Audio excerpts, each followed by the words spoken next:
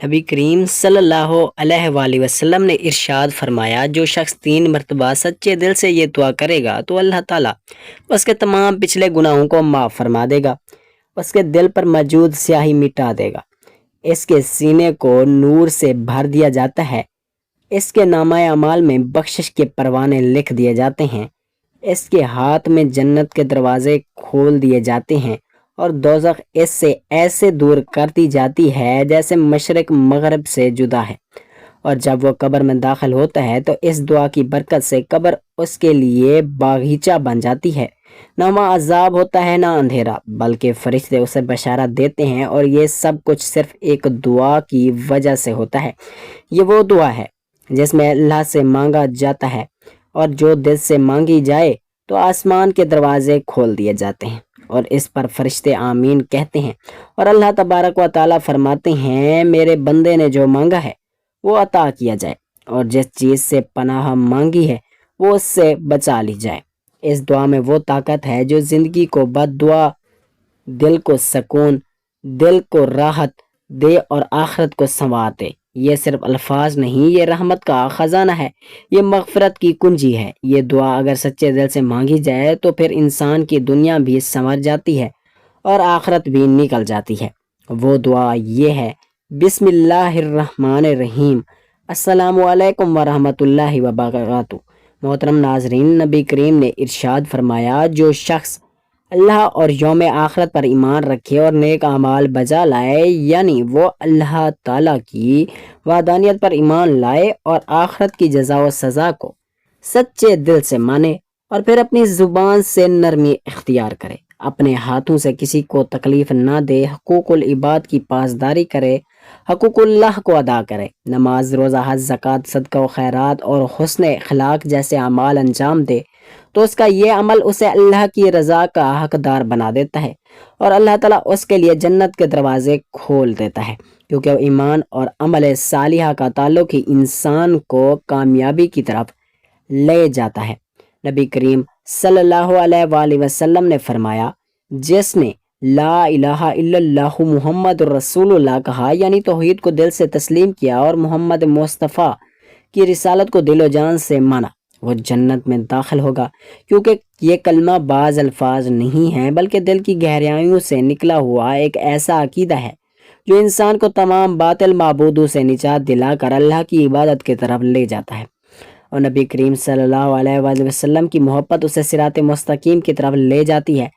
نبی کریم صلی اللہ علیہ وآلہ وسلم نے فرمایا، یہ 5 نمازیں جمعہ سے جمعہ اور رمضان سے رمضان ان کے درمیان کے گناہوں کو معاف کر دیتے ہیں، بشرط یہ کہ کبھی نہ گناہوں سے بچا جائے، کیوں نہ نماز انسان کو بے حیائی اور برائی سے روکتی ہے، اور جمعہ کا دن ہی دروازے کھولتا ہے، جبکہ رمضان کا مہینہ رحمت، مغفرت اور جنت سے آزادی انسان کے دل کو پاک کرتی ہے اور اس کی رحمت کے قابل بنا دیتے ہیں۔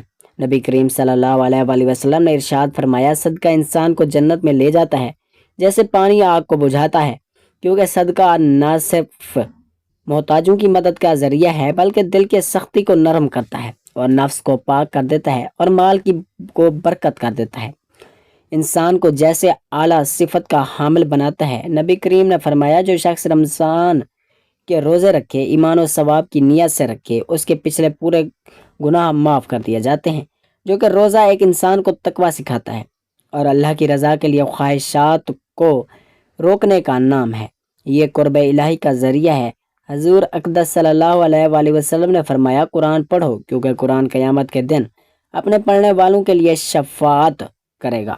قرآن صرف الفاظ نہیں بلکہ ہدایت کا سرچشمہ ہے جو دلوں کو زندگی دیتا ہے، قیامت کے دن ایک وکیل بن کر انسان کے حق میں سفارش کرے گا۔ حضور اقدس صلی اللہ علیہ وسلم نے ارشاد فرمایا، سب سے زیادہ کامل ایمان والا وہ ہے جس کے اخلاق سب سے اچھے ہوں، کیونکہ اخلاق حسنہ دلوں کو فتح کرتے ہیں، انسان کو لوگوں کا محبوب بناتا ہے اور اللہ کے ہاں مقام بلند کرتے ہیں۔ اس اخلاق کے ذریعے انسان وہ مقام پا لیتا ہے جو شاید دن اور رات کی عبادت سے بھی ممکن نہ ہو۔ نبی کریم صلی اللہ علیہ وآلہ وسلم نے فرمایا، جو شخص سچے دل سے توبہ کرے، اللہ اس کے تمام گناہ معاف کر دے گا اور وہ جنت میں داخل ہوگا، کیونکہ توبہ گناہوں کا کفارہ ہے۔ یہ انسان کا شیطان کے چنگل سے نکال کر رحمت کے دامن میں لے آتی ہے۔ اللہ تعالیٰ توبہ کرنے والوں سے محبت کرتا ہے۔ نبی کریم صلی اللہ علیہ وآلہ وسلم نے ارشاد فرمایا، جو شخص کسی مسلمان کی پریشانی دور کرے گا، اللہ تعالیٰ قیامت کے دن اس کی پریشانی دور کرے گا اور اسے جنت میں داخل کرے گا، کیونکہ بندوں کی خدمت اور ان کے دکھ درد بانٹنا اللہ تعالیٰ کی قرب کا ذریعہ ہے۔ نبی پاک صلی اللہ علیہ وآلہ وسلم نے فرمایا، وہ شخص ذلیل و خوار ہو جس نے اپنے والدین میں سے ایک یا دونوں کو بڑھاپے کی حالت میں پایا اور ان کی خدمت کر کے جنت میں داخل نہ ہوا، کیونکہ والدین کی خدمت اللہ کی رضا کا ذریعہ ہے، ان کی دعا جنت کی کنجی ہے۔ حضرت جابر بن عبداللہ رضی اللہ تعالیٰ عنہ فرماتے ہیں کہ جب مسجد نبوی پر کھجور کی ٹکڑوں کے چھت ڈالی ہوئی تھی تو حضور اقدس صلی اللہ علیہ وآلہ وسلم کھجور کے سوکھی لکڑی کے ساتھ ٹیک لگا کر خطبہ دیا کرتے تھے۔ جب ممبر تیار کیا گیا تو ہم نے اس ساکی ہوئی لکڑی کو تننے سے محبوب کی جدائی میں رونے کی آواز سنی، جیسے بچہ جمنے والے اونٹنی ویلا کرتی ہے۔ اس کی آواز سن کر تمام حاضرین بھی رونے لگے۔ صحابہ اکرام رضی اللہ تعالیٰ عنہ فرماتے ہیں کہ حضور کریم صلی اللہ علیہ وآلہ وسلم اس پر اپنا دست رحمت نہ رکھتے تو ہمارا دل پھٹ جاتا۔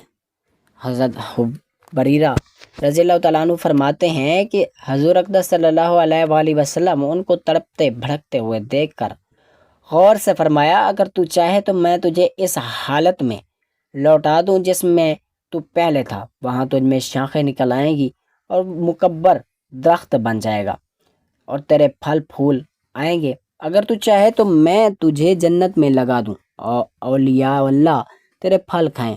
پھر آقا کریم صلی اللہ علیہ وآلہ وسلم نے اس کی جانب کان لگائے کہ کیا جواب دیتا ہے۔ تنے نے عرض کی کہ مجھے جنت میں لگا دیجئے تاکہ اولیاء اللہ میرا پھل کھائیں اور پرانا ہونے سے بچ جاؤں۔ آقا کریم صلی اللہ علیہ وسلم نے ارشاد فرمایا، جاؤ میں نے تجھے جنت میں لگا دیا، تو نے فانی گھر چھوڑ کر باقی رہنے والا گھر کو پسند کیا۔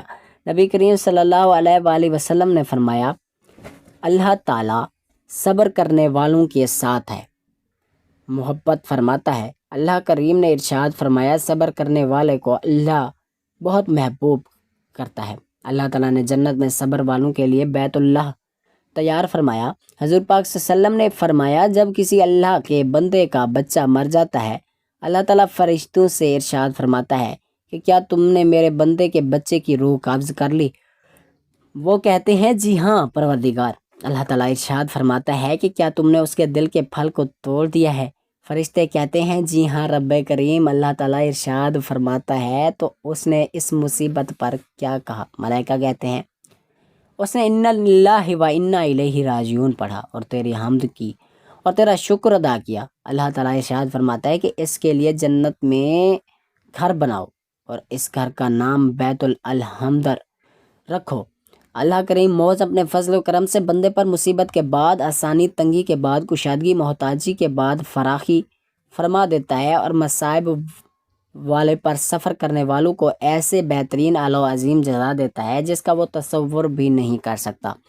حضرت سید ام سلمہ رضی اللہ تعالیٰ عنہ کہتی ہیں کہ حضور اقدس صلی اللہ علیہ وآلہ وسلم نے فرمایا، مسلمان کو مصیبت پہنچتے اور وہ اس میں اللہ کا حکم کے مطابق یہ پڑھے، انا للہ و انا الیہ راجعون، اے اللہ اس مصیبت میں اجر دے اور اس کے بعد میرے لیے خیر و مقدم فرما۔ اللہ تعالیٰ اس کے لیے اس سے زیادہ خیر مقدم فرما دیتا ہے۔ حدیث مبارکہ میں آیا ہے کہ ہر شخص کی عمر مقرر ہے اور اس میں نہ ہی زیادتی ہو سکتی ہے اور نہ کمی، اور نہ بوقت موت مرنے والے کو دائیں بائیں جہاں تک نظر جاتی ہے فرشتے دکھائی دیتے ہیں۔ مسلمان جس نے اللہ الہ الا اللہ محمد رسول اللہ پڑھا، اس کے پاس رحمت کے فرشتے آتے ہیں اور کافر کے پاس ایسے فرشتے آتے ہیں اگر ان میں سے ایک اس دنیا میں جھانک کر دیکھ لے تمام دنیا والے مر جائیں گے۔ اس وقت کافر کو بھی اسلام کے سچے ہونے کا یقین ہو جاتا ہے، اس وقت کا ایمان معتبر نہیں۔ اللہ تعالیٰ رسول خدا کی بتائی ہوئی باتوں پر عمل کرنے پر مقصد ہے، اس لیے ایسے ہی ایمان لانے سے مسلمان نہ ہوگا۔ مسلمان کی روح آسانی سے نکالی جاتی ہے اور اس کو رحمت کے فرشتے عزت کے ساتھ لے جاتے ہیں اور کافر کی روح بڑی سختی سے نکالی جاتی ہے اور اس کو عذاب کے فرشتے بڑی ذلت کے ساتھ لے کر جاتے ہیں۔ مرنے کے بعد روح کسی دوسرے بدن میں جا کر پیدا نہیں ہوتی بلکہ قیامت آنے تک عالم برزخ میں رہتی ہے۔ یہ خیال ہے کہ روح کسی دوسرے بدن میں چلی جاتی ہے، چاہے آدمی کا بدن ہو یا جانور یا پیڑ یا پودے میں، یہ غلط، اس کا ماننا کفر ہے۔ موت یہ ہے کہ روح بدن سے نکل جائے، لیکن نکل کر روح مٹ نہیں جاتی بلکہ عالم برزخ میں رہتی ہے۔ ایمان و عمل کے اعتبار سے ہر ایک روح کے لیے الگ الگ جگہ مقرر ہے، قیامت آنے تک وہی رہے گی۔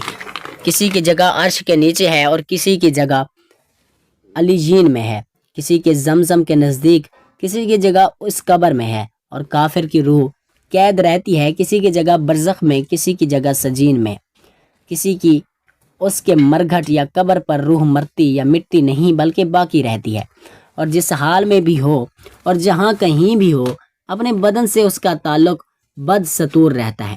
بدن کی تکلیف سے اسے بھی تکلیف ہوتی ہے اور بدن کے آرام سے اسے آرام ہوتا ہے۔ جو شخص قبر پر آئے اسے دیکھتی ہے اور پہچانتی ہے، اس کی بات سنتی ہے، اور اس مسلمان کی نسبت کے بارے میں حدیث پاک میں آیا ہے کہ جب مسلمان بن جاتا ہے تو اس کی راہیں کھل دی جاتی ہیں، جہاں چاہے جائے۔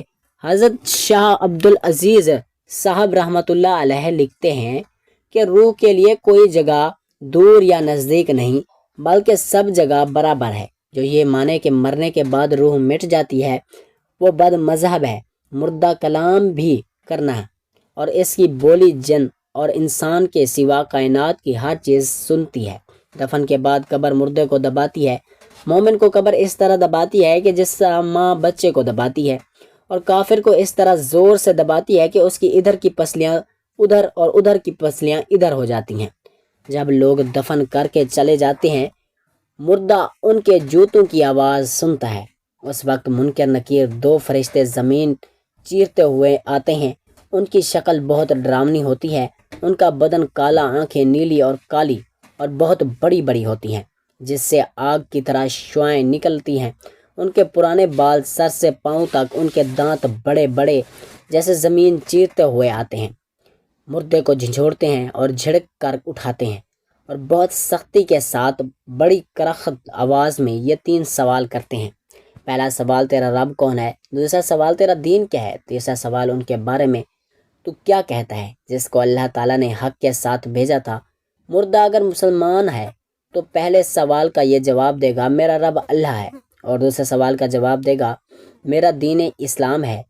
تیسرے سوال کا جواب یہ دے گا کہ محمد مصطفیٰ صلی اللہ علیہ وآلہ وسلم اللہ تعالیٰ کے رسول ہیں، اللہ تعالیٰ کی طرف سے ان پر رحمت نازل ہو اور سلام ہو۔ آسمان سے یہ آواز آئے گی کہ میرے بندے نے سچ کہا، اس کے لیے جنت کا بچھونا بچھاؤ اور جنت کا کپڑا پیدا کرو اور جنت کا دروازہ کھول دو۔ اب جنت کی ٹھنڈی ہوا اور خوشبو اس کی قبر پر آتی ہے، اور جہاں تک نگاہ پھیلے گی وہاں تک قبر چوڑی اور منور کر دی جائے گی، اور فرشتے کہیں گے کہ سو جا جیسے دولہا سوتا ہے۔ محترم ناظرین، نبی کریم صلی اللہ علیہ وآلہ وسلم، صحابہ کرام نے فرمایا جس شخص نے 3 مرتبہ سچے دل سے یہ دعا کرے اللہ تعالیٰ اس کے تمام پچھلے گناہوں کو معاف فرما دیتا ہے، اس کے دل پر موجود سیاہی مٹا دی جاتی ہے، اس کے سینے کو نور سے بھر دیا جاتا ہے، اس کے نامہ اعمال میں بخشش کے پروانے لکھ دیے جاتے ہیں، اس کے حق میں جنت کے دروازے کھول دیے جاتے ہیں، اور دوزخ اس سے ایسے دور کر دی جاتی ہے جیسے مشرق مغرب سے جدا ہے۔ اور جب وہ قبر میں داخل ہوتا ہے تو اس کی دعا کی برکت سے قبر اس کے لیے جنت کا باغیچہ بن جاتی ہے۔ نہ وہاں عذاب ہوتا ہے نہ اندھیرا، بلکہ فرشتے اس سے بشارت دیتے ہیں، اور یہ سب کچھ صرف ایک دعائیں کی وجہ سے ہوتا ہے۔ یہ وہ دعا ہے جس میں اللہ تعالیٰ سے مانگا جاتا ہے، اور جو دل سے مانگی جائے تو آسمان کے دروازے کھول دیے جاتے ہیں اور اس کی دعا پر فرشتے آمین کہتے ہیں۔ اللہ تعالیٰ فرماتا ہے میرے بندے نے جو مانگا وہ پا گیا، اور جس چیز سے پناہ مانگی وہ اس سے بچا لیا گیا۔ اس دعا میں وہ طاقت ہے جو زندگی کو بدل دے، دل کو سکون دے، روح کو راحت دے، آخرت کو سنوار دے۔ یہ صرف الفاظ نہیں، رحمت کا خزانہ ہے، یہ مغفرت کی کنجی ہے۔ یہ دعا اگر سچے دل سے مانگی جائے تو پھر انسان کی دنیا بھی سنورتی ہے اور آخرت بھی سنورتی ہے۔ وہ دعا یہ ہے، اللہم انی اسألک الجنہ واعوذ بک من النار۔ اور اس دعا کی بدولت وہ جنت میں داخل ہوگا، کیونکہ اللہ سے جنت مانگنا اور جہنم سے پناہ مانگنا اللہ کو پسند ہے۔ اور یہ دعا دل کی صداقت، اور آج نبی کریم صلی اللہ علیہ وآلہ وسلم نے فرمایا، میں اور یتیم کی کفالت کرنے والا جنت میں ایسے ہوں گے جیسے یہ 2 انگلیاں، اور آپ نے شہادت والی 2 انگلیاں ملا کر دکھایا، کیونکہ یتیم کی کفالت محض ایک نیکی نہیں بلکہ رسول اللہ صلی اللہ علیہ وآلہ وسلم کی قربت کا ذریعہ ہے۔ یتیموں کی دیکھ بھال اللہ تعالیٰ کے نزدیک بہت بلند درجہ رکھتی ہے۔ سبحان اللہ۔ اللہ پاک سے دعا ہے کہ اللہ پاک ہم تمام مسلمان بہن بھائیوں کو نیکی کی بات سننے، سمجھنے اور اس کو پھیلانے والا بنائے، ہمیں اسلام کا پکا سچا پیروکار بنائے اور ہمارا خاتمہ بالخیر فرمائے، آمین یا رب العالمین۔